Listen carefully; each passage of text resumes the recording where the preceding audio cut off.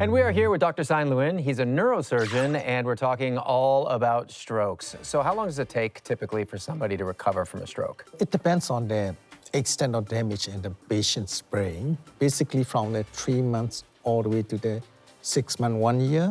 Sometimes it may take a longer. And why do some patients take longer to recover? Because of the underlying condition. Does it depend on which kind of stroke you get? Yes. In our human brains, there's a dominant lobe, which is 90% of people has a left dominant. They are right-handed. So if it's a dominant brain has a damage, the chance of recovery is very unlikely.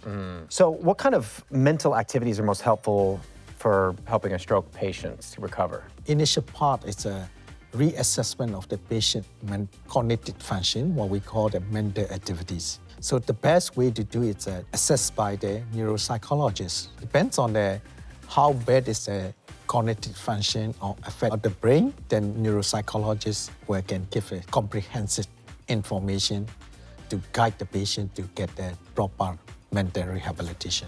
And there's a notion that the brain is able to rewire itself to compensate for lost function after a stroke. Can the brain rewire itself? That is true for the younger age group. So that's what we call the brain plasticity. That means that brain can compensate for the sudden deficit. If it's a younger age group, that they can train and rehabilitate sufficient enough to recover and compensate for the neurological deficit.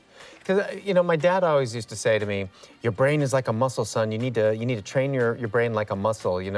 Is that true? I mean, it's partly true, yes. Okay. There are a lot of functions that we are not totally aware of that. Okay. So that's why the rehabilitation, not only for the mind as well as for the body, it's an important part in the stroke management. But the brain isn't a muscle, right? And it's not like a muscle. It's not a muscle, but it can be trained. It's more complicated. It can be trained.